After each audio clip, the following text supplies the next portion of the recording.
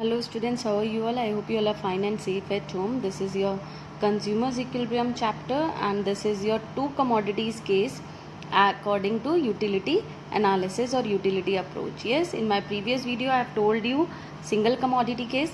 Now what happens when the consumer is buying two commodities? जब consumer दो commodity purchase कर रहा है तब क्या हो रहा है?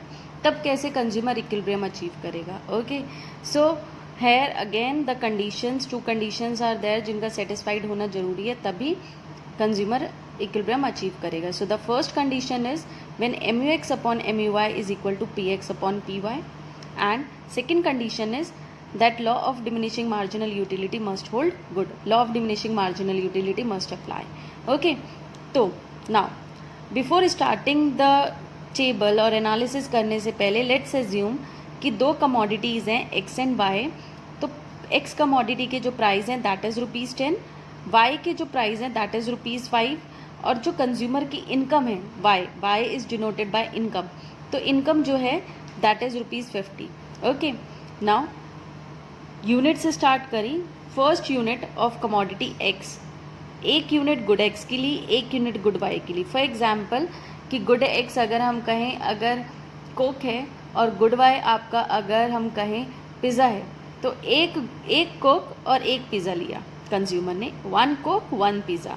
तो जब 1 कोक ली तो यूटिलिटी जो मिली एक्स कमोडिटी की वो मिली 90 यूटिल्स की, और जो वाई दैट इज़ पिज़्ज़ा की जो यूटिलिटी मिली वो मिली 60 यूटिल्स की.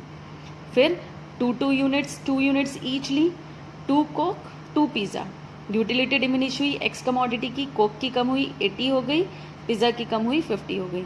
एंड 3 यूनिट्स फिर से ली, 3 यूनिट्स कंज्यूम करी, यूटिलिटी गोज ऑन डिमिनिशिंग 4, 5, 6 पर. And similarly for good y utility goes on diminishing.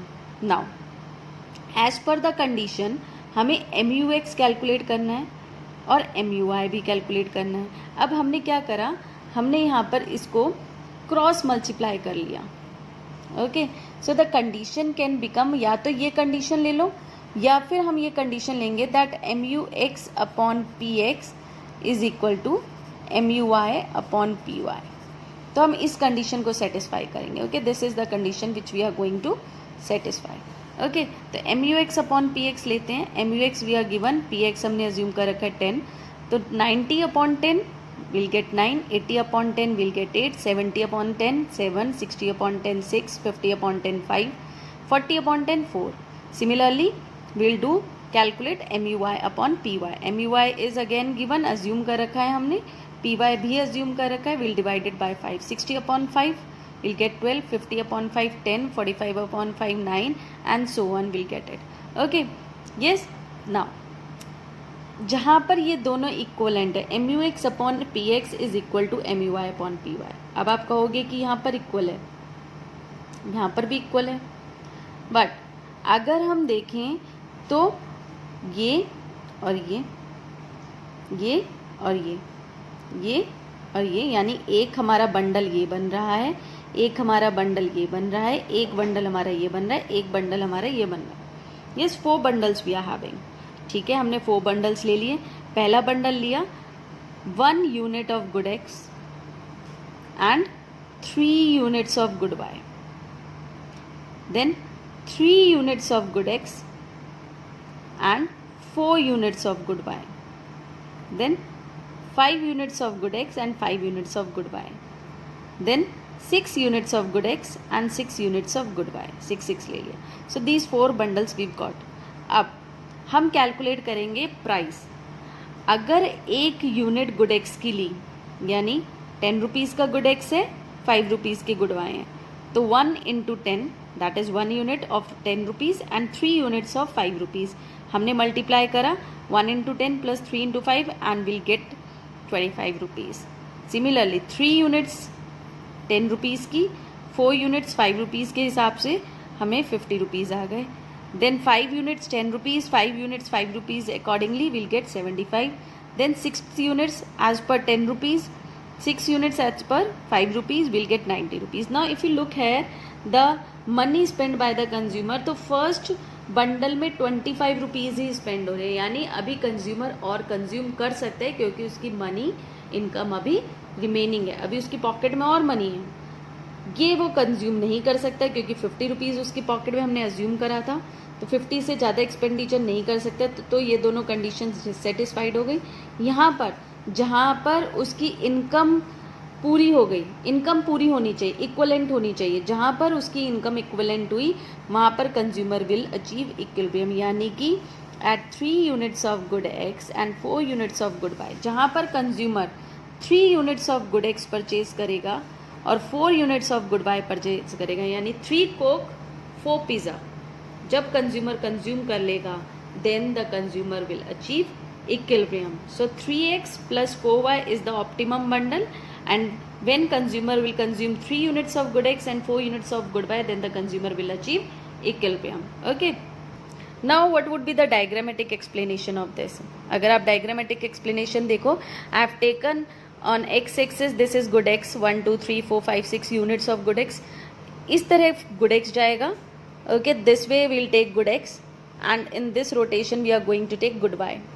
This is y axis M U X upon P X हमने शो करा, M U Y upon P Y.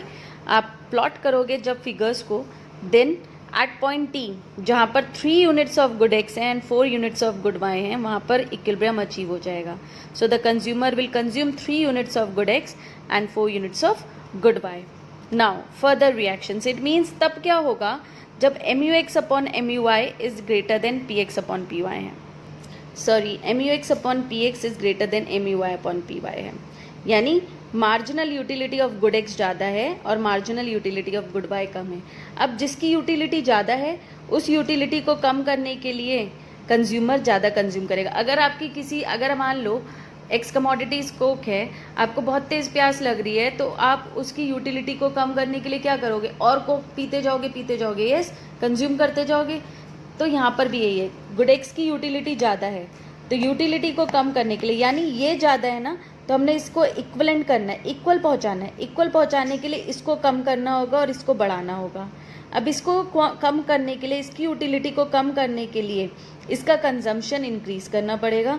इसकी utility को increase करने के लिए इसका consumption हमें क्या करना पड़ेगा, कम करना पड़ेगा। सॉरी, इसका ज़्यादा करना पड़ेगा, इसका कम करना पड़ेगा। सो the consumer will consume more of good X, ज़्यादा गुड एक्स कंज्यूम करेगा। जब ज़्यादा गुड एक्स कंज्यूम करेगा तो मार्जिनल यूटिलिटी कम होती जाएगी। वहीं एम यू वाई कम है तो इसका कंजम्पशन क्या करेगा, कम कर देगा। जब कम कर देगा तो इसकी यूटिलिटी इंक्रीज होती जाएगी। तो इसकी क्या होगी, इसकी डिमिनिश होगी, इसकी इंक्रीज होगी, और तब तक ये डिमिनिश होगा और ये तब तक इंक्रीज होगा जब तक ये दोनों इक्विवेलेंट नहीं पहुंच जाते। So this is how the consumer will achieve equilibrium when this is the condition.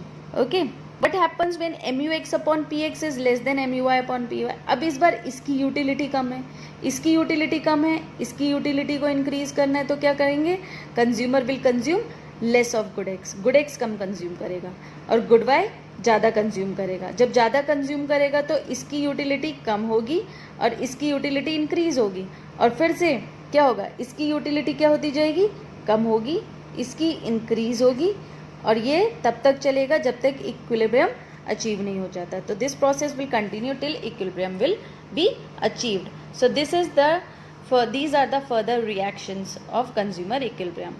So this is all for today, students. I hope you understood this. Thank you and have a nice day.